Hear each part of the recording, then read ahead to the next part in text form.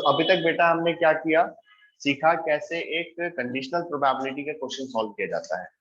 अब हम कुछ प्रॉपर्टीज करेंगे कंडीशनल प्रोबेबिलिटी की। कुछ प्रॉपर्टीज जो हमें ध्यान देनी है कंडीशनल प्रोबेबिलिटी की, उसकी बात करेंगे। और एक बार ध्यान देना बेटा, जो आपका असाइनमेंट है उसके अंदर ये सारी चीजें अवेलेबल है। आप उसको जब रिवाइज करोगे तो इसके अंदर कुछ एक्स्ट्रा क्वेश्चन भी मैंने दिए हुए हैं आपको। उन एक्स्ट्रा क्वेश्चंस को आज ही आपने उसको प्रैक्टिस करने हैं, ठीक है। कल पे नहीं छोड़ना है कि कल कर लेंगे हो जाएगा, ये सब नहीं करना है, आज ही उसको प्रैक्टिस करना है। सो दैट आपको जल्दी से जल्दी एक एक टॉपिक आपका रिवाइज होके साइड होता जाए और आप क्लैरिटी रखिए अपने माइंड के अंदर। सो दैट मैं जब आपका टेस्ट लूँ टॉपिक खत्म होने के बाद, चैप्टर खत्म होने के बाद, ये मत बोलना सर मुझे टाइम चाहिए अभी प्रैक्टिस करने के, वो नहीं होना चाहिए, ठीक है। चलो, प्रॉपर्टीज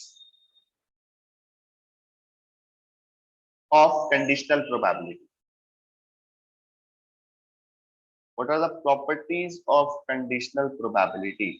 सबसे पहली प्रॉपर्टी होती है आपकी बेटा probability of S given B.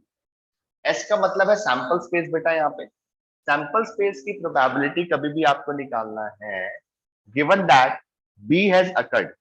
इसका मतलब क्या होगा? Probability of, according to formula, probability of S intersection B upon probability of B हो जाएगा। अच्छा, सैंपल स्पेस का बी के साथ इंटरसेक्शन निकालूंगा तो क्या आएगा बेटा हमारे पास? ई ही आ जाएगा, क्योंकि कोई भी इवेंट होता है वो तो सैंपल स्पेस का सबसेट होता है, तो उनका इंटरसेक्शन क्या हो जाएगा? वो छोटे वाला सेट ही आ जाता है आपका। तो आ जाएगा probability of B upon probability of B, मतलब probability of S given B is 1। Probability of S given B is बेटा 1। सैंपल स्पेस की अगर आप प्रोबेबिलिटी निकालना चाहते हो गिवन दैट जो आपका इवेंट एक अकर हुआ है, आपका कोई भी कंडीशन आप डाल रहे हो इवेंट के ऊपर, तो उसी प्रोबेबिलिटी हमेशा 1 आए। हमेशा प्रोबेबिलिटी क्या रहेगी बेटा? 1। 1 हमेशा प्रोबेबिलिटी रहेगी। दूसरा दूसरा क्या रहा है प्रॉपर्टी? अभी तक जितने आपने बेटा सेट थ्योरी के अंदर आपने जितने भी क्वेश्चन, जितने भी आपने फॉर्मूलेस पढ़े हैं, जितनी भी प्रॉपर्टीज पढ़ी, जैसे एक पढ़ा होगा आपने A union B, number of elements in A union B is equal to number of elements in A plus number of elements in B minus number of elements in A intersection B, ये पढ़ा है आपने, ठीक है। Same to same आपकी conditional probability में भी वो अप्लाई होता है, लेकिन लिखा कैसे जाएगा? Let's see. What is the probability of A union B given that, एक एलिमेंट कोई भी ले लेते हैं हम, कोई भी इवेंट ले लेते हैं E, given that E has occurred, given that E has occurred, तो इसकी प्रोबेबिलिटी क्या हो जाएगी बेटा? Probability of A given E plus probability of B given E minus probability of A intersection B given E. सीधा वही आपकी formula है, बस नीचे गिवन वाली इवेंट आपकी आ जाएगी। मतलब मतलब क्या है इसका? कि अगर आप ये कहना चाहो कि अगर दो डिसजॉइंट सेट्स हैं, अगर ये डिसजॉइंट सेट होंगे, अगर ये डिसजॉइंट सेट होंगे तो उनका इंटरसेक्शन 5 आएगा, उनके बीच में इंटरसेक्शन कुछ भी नहीं होगा। If A and B are disjoint, if A and B are disjoint, अगर वो डिसजॉइंट होंगे तो बेटा यहाँ पे क्या लिख दूंगा? Probability of A union B, probability of A union B given E, ये क्या आ जाएगा बेटा आपके पास? Probability of A given E plus probability of B given, ये आपकी प्रोबेबिलिटी का फॉर्मूला बन जाएगा आपका। आई होप बेटा सबको क्लियर हो रही है बात, ये अच्छे से क्लियर हो रही है बात बेटा? सबका जवाब चाहिए मुझे। Yes sir. Yes sir. अच्छा, number of elements in A complement कैसे निकालते थे आप? याद करो, number of elements in A complement निकालना होता तो सैंपल स्पेस में से आप ए के एलिमेंट्स को माइनस कर देते थे, ठीक है। अब लेकिन यहाँ पर मैं probability of A complement given B पूछ रहा हूँ, probability of A complement given B पूछ रहा हूँ, अगर तो कैसे आएगा आपके पास? Probability of sample space given B, probability of sample space given B अभी हमने निकाला 1 होता है, minus probability of A given B, यही आ जाएगा, ठीक है। मतलब याद करो, कॉम्प्लीमेंट की जब हमें प्रोबेबिलिटी निकालनी थी तो 1 minus probability of that event कर देते थे हम। Same applies to conditional probability, same property आएगी आपकी, कुछ भी इधर उधर करने की जरूरत नहीं है हमें यहाँ पे, ठीक है। एक क्वेश्चन देखते हैं इसके ऊपर हम। लेट अस सी वन क्वेश्चन। बहुत आसान आसान क्वेश्चन आते हैं बेटा इसके ऊपर, इस टॉपिक के ऊपर। प्रोबेबिलिटी ऑफ ए गिवन है, मान लेते हैं आपको probability of A is 3/5। Probability of B given है बेटा आपको 7/10। ठीक है, आपको probability of A union B भी गिवन है, that is equal to 9/10। That is equal to 9/10। पहली चीज आपको कैलकुलेट करनी है बेटा probability of A intersection B. पहली चीज ये कैलकुलेट करनी है। सेकंड चीज कैलकुलेट करनी है बेटा probability of A given B. और तीसरी चीज कैलकुलेट करनी है बेटा आपको probability of B given, probability of B given A. अपने आप भी करते रहो बेटा, मैं यहाँ पे सॉल्व कर रहा हूँ, उसको चेक करो। उसको अपने आप करना है क्वेश्चन, मैं यहाँ पे कर रहा हूँ क्वेश्चन सॉल्व, आपको यहाँ पे नहीं देखना, अपने आप खुद सॉल्व करना हो, यहाँ से आंसर मैच करना है बेटा।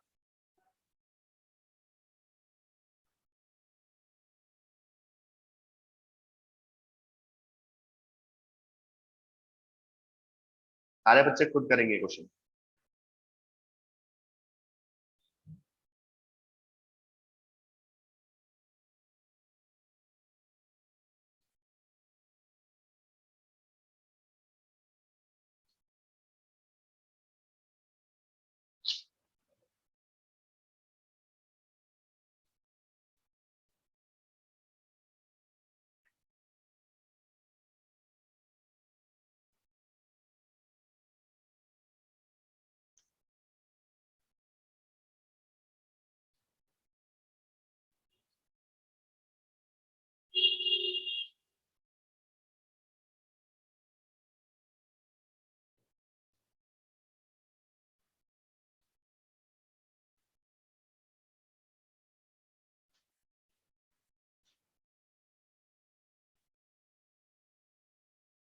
आई होप पहले वाले सबने कर दिया होगा।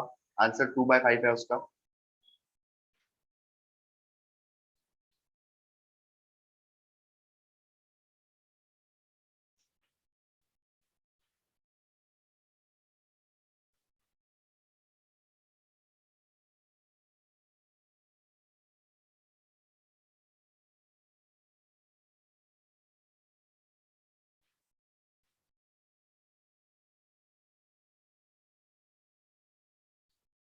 जयेश, समझ आ रहा है बेटा आपको? Yes sir.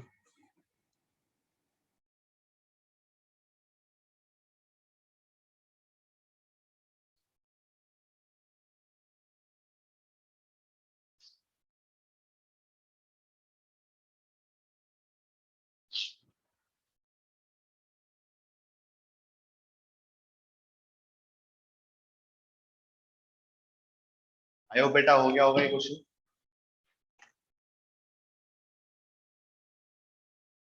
सर हाँ जी बेटा, सर ए यूनियन बी और बी यूनियन ए सेम ही होता है ना? बिल्कुल बेटा। A union B and B union A are one of the same thing. A intersection B and B intersection A, ये भी सेम चीज है बेटा। बस यहाँ पे फॉर्मूले में एक ध्यान रखना है, probability of A given B निकाल रहे हो ना, तो नीचे प्रोबेबिलिटी ऑफ बी आएगा। Probability of B given A निकाले तो नीचे प्रोबेबिलिटी ऑफ ए आएगा। जो गिवन सर कंडीशन रहती है उसकी प्रोबेबिलिटी आती है नीचे। हाँ जी सर बोलो बेटा। ऊपर बी यूनियन ए नहीं आएगा? इंटरसेक्शन होता है बेटा। Sorry A intersection B intersection A intersection बात सेम बी है बेटा, इंटरसेक्शन ए। बात सर सेम है, डन। बात सेम है।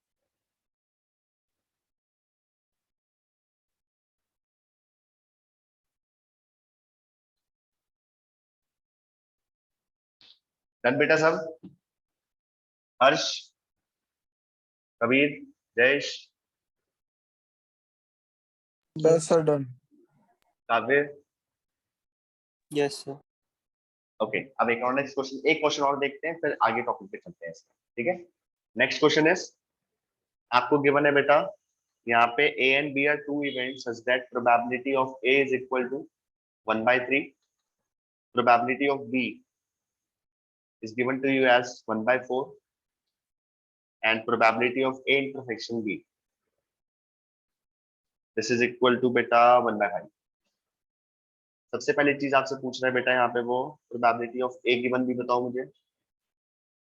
दूसरी चीज पूछ रहा है बेटा probability of B given A. Third चीज आपसे पूछ रहा है बेटा probability of A union B. यहाँ तक तो आसान है सारा। फोर्थ चीज जो आपसे पूछ रहा है probability of A complement, sorry B complement given A complement. ये ध्यान से करना है बेटा आपको। Probability of B complement given that A complement.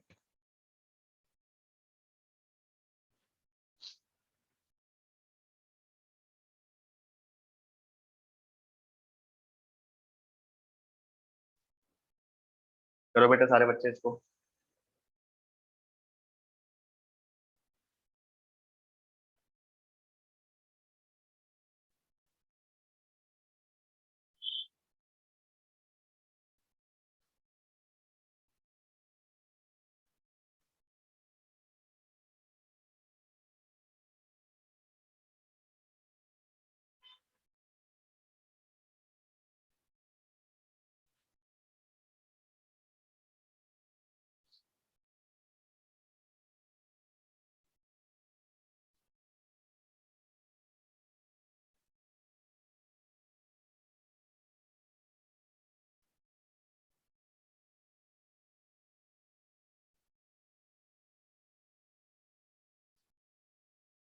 सारे बच्चे बेटा क्वेश्चंस करेंगे, कोई भी यहाँ से कॉपी नहीं करेगा, खुद करने हैं क्वेश्चन।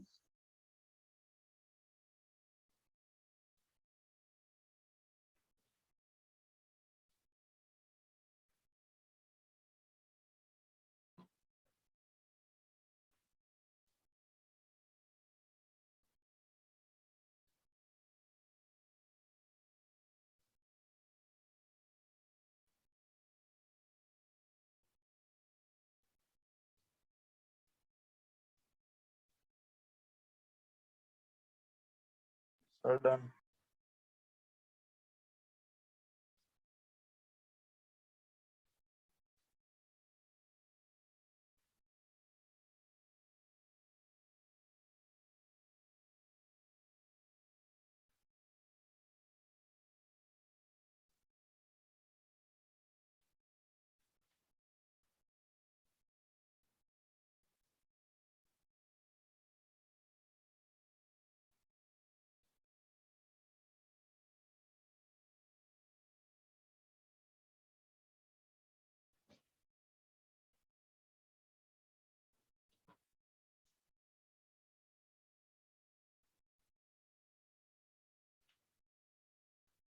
जिन जिन्होंने कर लिया बेटा यहाँ से मैच कर लें आंसर। फॉर्मूले बेटा सारे वही लग रहे हैं जो अभी तक हमने किए हैं।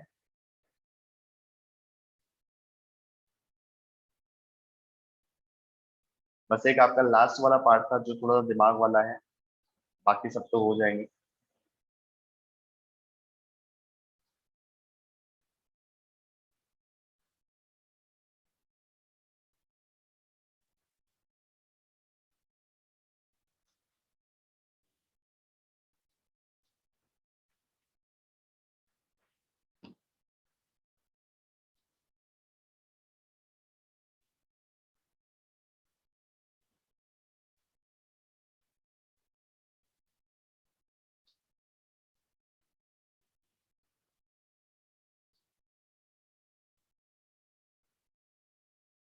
यहाँ पर बेटा एक चीज ध्यान रखनी है, ये एक कॉम्प्लीमेंट आएगा, एक गलती हुई है यहाँ पे तो ध्यान रखना।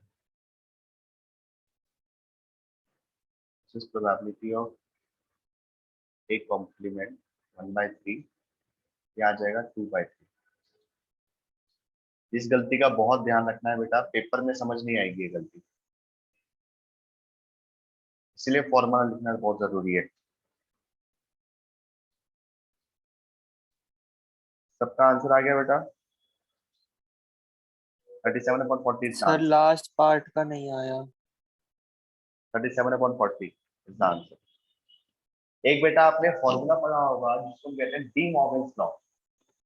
शायद से आपके सिलेबस से कटवा दिया था उस टाइम पे, लेकिन आपको समझना जरूरी है इसको। पहली चीज इसको लिख लो, डी मॉर्गन्स लॉ को आप ये यूज कर सकते हो आप आराम से। डी मॉर्गन्स लॉ ये क्या कहता है? Probability of A union B का होल कॉम्प्लीमेंट अगर आपको करना है, this can be written as probability of A complement intersection B complement. Similarly probability of A intersection B का whole complement is equal to probability of A complement union B complement. जब complement अंदर जाता है तो अंदर वाले वो sign को चेंज कर देता है, ठीक है, इंटरसेक्शन को यूनियन बना देगा, यूनियन को इंटरसेक्शन बना देगा। आप लेफ्ट हैंड साइड से राइट हैंड साइड पे भी जा सकते हो, राइट हैंड साइड से लेफ्ट हैंड साइड पे भी जा सकते हो। आई होप अब क्लियर है आपको बताइए, अच्छे से क्लियर है सर बेटा? तो हम सर तो ए यूनियन बी इसी वजह से आया। हाँ जी बेटा, A intersection B A complement intersection B complement को मैंने लिख दिया probability of A union B का होल कॉम्प्लीमेंट। सर तो 1 माइनस के तो बेटा कॉम्प्लीमेंट का साइन, कॉम्प्लीमेंट का आंसर निकालना तो क्या करेंगे, 1 minus probability of that set. Probability of any event का कॉम्प्लीमेंट अगर आपको निकालना है, that is 1 minus probability of उस इवेंट को की प्रोबेबिलिटी को माइनस कर दो, यही तो होता है, ठीक है। अब यस सर। और सबका हो गया बेटा क्वेश्चन ये वाला?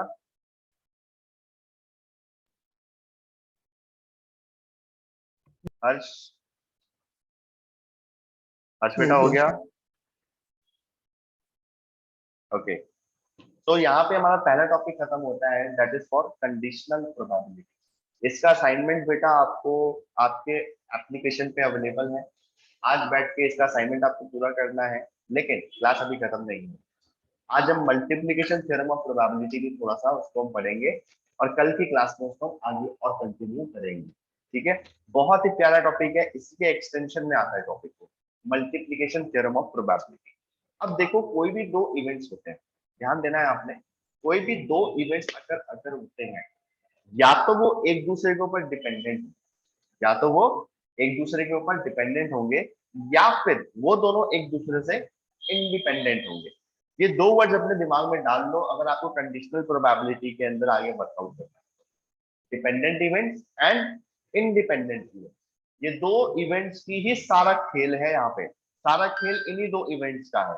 ये आपको पहचानना पड़ेगा कि जो दो इवेंट्स इसने दिए हैं ये इंडिपेंडेंट है या ये दो इवेंट्स जो हैं वो डिपेंडेंट इवेंट है, ये आपको पहचानना है। तो अब हम बात करते हैं थोड़ी सी multiplication theorem of probability. Multiplication theorem of probability कहती क्या है, इसको लिख लेते हैं सबसे पहले, उसके बाद आगे कंटिन्यू करेंगे कि एक्चुअल में कहना क्या चाहते हैं, ठीक है। तो हेडिंग डाल लो बेटा नेक्स्ट अपनी, that is multiplication multiplication theorem of probability. क्या कहती है ये थ्योरम, इसको समझते हैं, पहले इसको लिख लेते हैं एक बार पहले। तो आप ये लिख सकते हो यहाँ पे कि probability of A intersection B, probability of A intersection B, this is equal to probability of A into probability of B given into probability of B given। और ध्यान देना है probability of A intersection B को कभी कभार ऐसे भी लिख के दे देगा वो आपको, probability of AB। इसका मतलब यही है कि probability of A intersection B निकाल रहे हो आप, probability of A intersection B calculate कर रहे हो, उसको हम इस तरीके से भी लिख सकते हैं, ठीक है। अब ये आया कहाँ से, तो साफ सीधी बात है बेटा, जो कंडीशनल प्रोबेबिलिटी का जो फॉर्मूला था हमारा, probability of B given A क्या होता है, this is equal to probability of A intersection B upon probability of A. तो इससे probability of A intersection B क्या आ जाएगी आपको, that is equal to probability of A into probability of B given. अब ये यूज कहाँ होती है, कैसे, क्या चीज है, इसके पीछे का कॉन्सेप्ट वो समझते हैं, ठीक है। ये क्वेश्चन समझाएगा आपको कि एक्चुअली में कहना क्या चाहता है यहाँ पे, ये कहना क्या चाहता है। और इससे पहले हम जैसे 2 इवेंट्स के लिए है, ऐसे 3 इवेंट्स के लिए भी आप लिख लो बेटा, 3 इवेंट्स के लिए भी ये प्रोबेबिलिटी होती है। इसको हम ऐसे लिख सकते हैं probability of A B C, या फिर probability of A intersection B intersection C.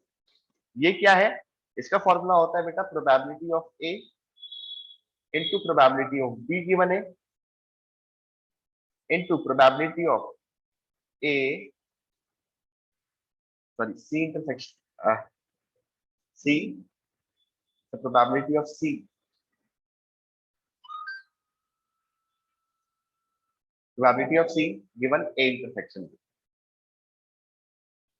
ये फॉर्मूला अभी थोड़ा सा आपको लगेगा सर ये क्या लिखा हुआ है आपने, लेकिन जब आप इसके क्वेश्चंस करने जाओगे ना तो सर ये फॉर्मूला वही तो कह रहा है जो हम निकालना चाह रहे हैं, ठीक है, जो आप निकालना चाह रहे हो वही ये फॉर्मूला कहता है। लेट्स सी हाउ, एक बार नोट कर लो इसको, फिर एक क्वेश्चन करते हैं इसके ऊपर। डायरेक्ट क्वेश्चन से समझोगे इस चीज को, ये कहना क्या चाहता है, ये क्वेश्चन कहना क्या चाहता है। तो ध्यान देना, मल्टीप्लिकेशन थ्योरम ऑफ प्रोबेबिलिटी हमेशा कब लगती है, व्हेन इवेंट्स आर डिपेंडेंट। दो इवेंट्स जब डिपेंडेंट होते हैं A and B, if they are dependent event, dependent मतलब ए और बी के अकर होने से दोनों की प्रोबेबिलिटी पे इफेक्ट पड़ता है, ठीक है। अगर ए अकर हो गया तो उससे बी की प्रोबेबिलिटी पे इफेक्ट तो पड़ेगा, अगर बी अकर हो गया तो ए की प्रोबेबिलिटी पे इफेक्ट पड़ेगा। तो इसलिए हम कहते हैं इनको डिपेंडेंट इवेंट, ये एक दूसरे के ऊपर डिपेंडेंट है, क्योंकि इनके अकरेंस से, एक के अकरेंस से दूसरे की प्रोबेबिलिटी पे फर्क पड़ रहा है, तो इसलिए उनकी डिपेंडेंसी है प्रोबेबिलिटी के लिए, अपनी अकरेंस ऑफ प्रोबेबिलिटी में डिपेंडेंसी है, इस वजह से इनको हम कहते हैं डिपेंडेंट इवेंट्स। जब भी डिपेंडेंसी की बात आती है तो मल्टीप्लिकेशन थ्योरम ऑफ प्रोबेबिलिटी बोलती है मैं यूज होंगी यहाँ पे, ठीक है। अब ये होता क्या है क्वेश्चन से समझते हैं, एक बार नोट कर लिया बेटा सबने, जल्दी से हाँ बोल दो अगर नोट कर लिया तो। सर एक मिनट। Yes, sir. जल्दी नोट डाउन कर लो बेटा, थोड़ा हाथ जल्दी चलाओ।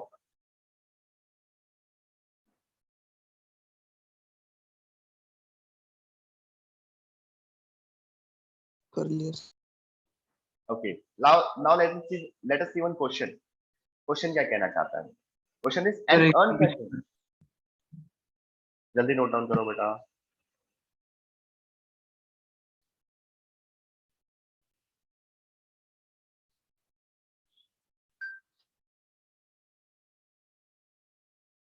कर लिया।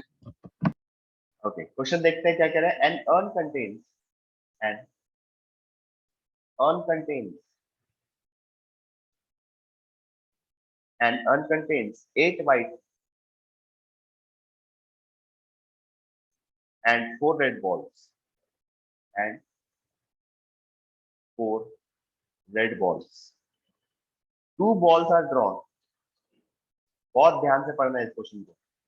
2 balls are drawn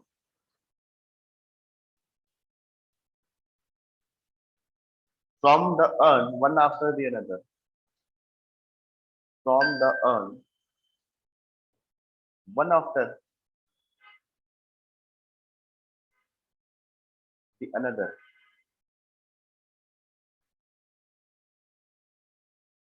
without replacement। क्या बोला बेटा इसमें, विदाउट रिप्लेसमेंट। ये वर्ड बहुत जरूरी है, ये वर्ड बताता है कि ये डिपेंडेंट इवेंट है, without replacement. What is the probability, what is the probability, क्या प्रोबेबिलिटी है बेटा कि both ball, both drawn ball, both drawn ball are white. जितनी भी बॉल्स ड्रॉ हुई हैं सारी वाइट है, इसकी क्या प्रोबेबिलिटी है बेटा, what is the probability that the both ball drawn are white. अब कैसे निकालेंगे इसको, ध्यान दो। हमें क्या करना है, यहाँ पर कितनी बॉल्स ड्रॉ करनी है, 2 बॉल्स ड्रॉ की है ना इसने, एंड विदाउट रिप्लेसमेंट की है। पहले ये चीज ध्यान देनी, कितनी बॉल्स ड्रॉ हो रही है, 2। कितने इवेंट हो रहे हैं, 2। पहली बॉल एक ड्रॉ हुई, उसको आपने दोबारा अर्न में रिप्लेस नहीं, अर्न में प्लेस नहीं किया, उसको दूर रखा, उसके बाद फिर अगेन एक बॉल ड्रॉ करी, ठीक है। तो पहली बॉल क्या आई है इसको मद्देनजर रखते हुए सेकंड इवेंट अगर हो रहा है, ठीक है, क्योंकि अगर वो रिप्लेस कर देता तो दोबारा से वही कंडीशन बन जाती, सेम नंबर ऑफ बॉल्स होती है उसके अंदर और फिर से बॉल निकालते, तो वो एक दोनों इवेंट्स इंडिपेंडेंट होते। लेकिन यहाँ पर इसने क्या बोला है कि विदाउट रिप्लेसमेंट बातें हो रही है, मतलब एक बॉल अगर आपने निकाल ली, उस बॉल को निकाल के आपने साइड रख दिया, अब उसके बाद जितने रिमेनिंग बॉल्स हैं उसमें से एक बॉल निकाली, फिर बता दो उसकी प्रोबेबिलिटी बताओ। दोनों बॉल्स के व्हाइट होने की प्रोबेबिलिटी क्या है? तो हम क्या करते हैं, पहला इवेंट ले लेते हैं कि first ball drawn is white, और बी इवेंट ले रहा हूं बेटा, second ball drawn is white. ठीक है, हमें क्या निकालना है यहाँ पे, probability of A intersection B, कि दोनों बॉल व्हाइट आ रही है, first ball white intersection second ball white, ये दोनों इवेंट्स एक साथ अकर होंगे, इसकी प्रोबेबिलिटी क्या होगी? ये कह रहा है कि पहली बॉल व्हाइट हो जाए, इसकी probability into probability that second ball white है गिवन दैट पहली बॉल व्हाइट थी। अब बात समझ आ रही है बेटा, ये मल्टीप्लिकेशन थ्योरम ऑफ प्रोबेबिलिटी क्या कहना चाह रही है? ये इसको सर एक करना बार है दोबारा हमें। बताना। दोबारा रिपीट कर रहा हूं मैं, हमें निकालनी है प्रोबेबिलिटी की बोथ बॉल आर व्हाइट। जब भी बोथ वर्ड यूज होता है, आपको याद होगा हम इंटरसेक्शन यूज करते थे, ठीक है। ईदर और में यूनियन यूज होता है, बोथ में हमेशा क्या यूज होता है, इंटरसेक्शन। तो हमने क्या बोला, ए इंटरसेक्शन बी निकालने के लिए। तो यहाँ पे मैंने क्या बोला कि प्रोबेबिलिटी ऑफ ए ले लो पहले, मतलब पहली बॉल व्हाइट आए इसकी प्रोबेबिलिटी ले लो, into into second ball white आए गिवन दैट पहली बॉल व्हाइट थी, गिवन दैट। इसको मद्देनजर रखना है आपको कि पहली बॉल व्हाइट निकल चुकी है, उस हिसाब से मुझे प्रोबेबिलिटी बतानी है कि प्रोबेबिलिटी ऑफ बी क्या होगी। चलो ठीक है बेटा, प्रोबेबिलिटी ऑफ ए क्या है यहाँ पे? प्रोबेबिलिटी ऑफ कितनी बॉल व्हाइट है मेरे पास, 8 बॉल व्हाइट है, और टोटल बॉल्स कितनी है, 12। तो 8/12 इसकी प्रोबेबिलिटी हो जाएगी बेटा, कोई दिक्कत यहाँ पे?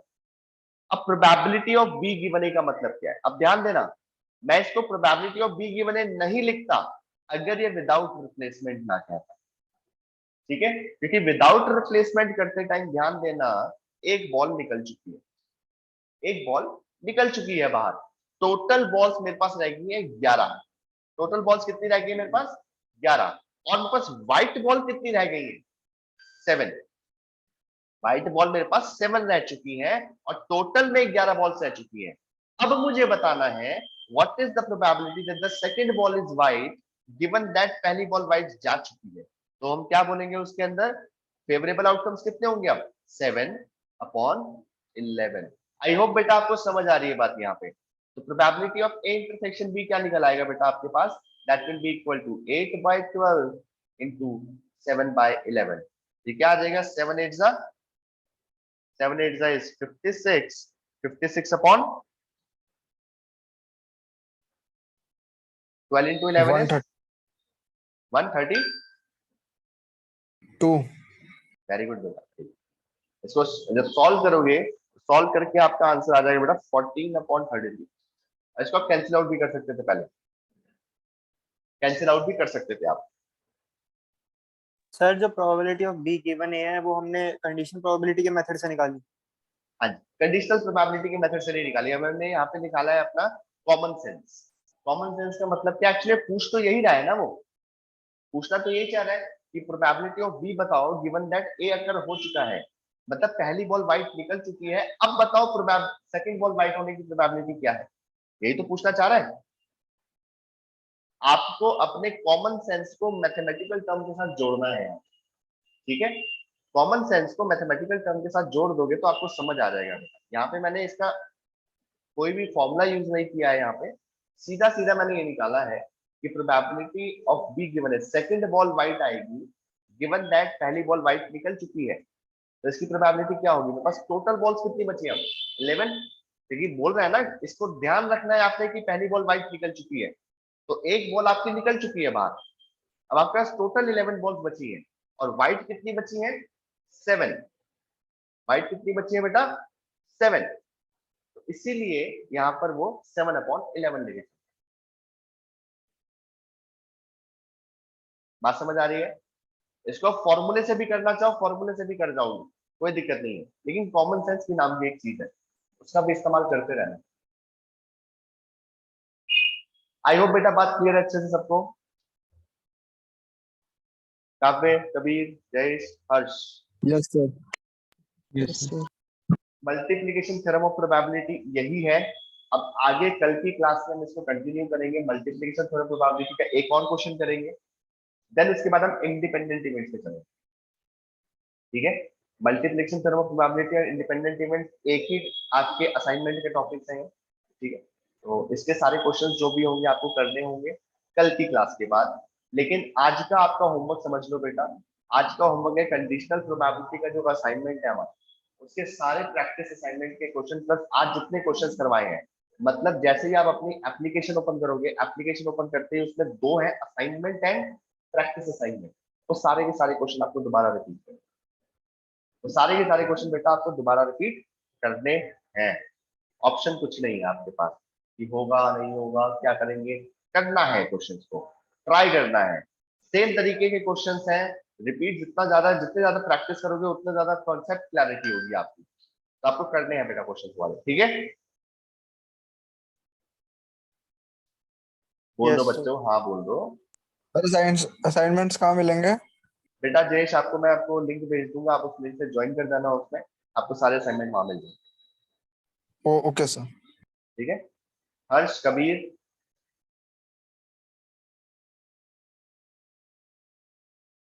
समझ आएगी बेटा बात? यस ये सर। और चलो ठीक है, आप लोगों को एक मैं गुड न्यूज दे देता हूँ, ये जो रिकॉर्डेड क्लास है ये भी आपको वहां मिल जाएगी, ठीक है। तो आप दोबारा से इस कॉन्सेप्ट को समझ सकते हो, कोई दिक्कत नहीं है बेटा, अपनी तरफ से मैं अपना बेस्ट दूंगा, आपको मेरे से 10 गुना ज्यादा बेस्ट देना है अब पढ़ने में, ठीक है। तो अच्छे से प्रैक्टिस करें बेटा, ये लास्ट टाइम है कि आपको ये चीज मिल रही है, तो इसका अच्छे से फायदा उठाओ और 100% मार्क्स की तरफ फोकस करो कि 100% मार्क्स आप अचीव कर सकते हो, ठीक है। चलो बेटा कल की क्लास में मिलते हैं, आज की क्लास को हम यहीं पे फिनिश करते okay sir, thank Thank you. you, sir. हैं, ओके बेटा। सर आज शाम को क्लास होगी? आज शाम को नहीं होगी बेटा, वो वाली क्लास आपको बता दूंगा, ठीक है। ओके।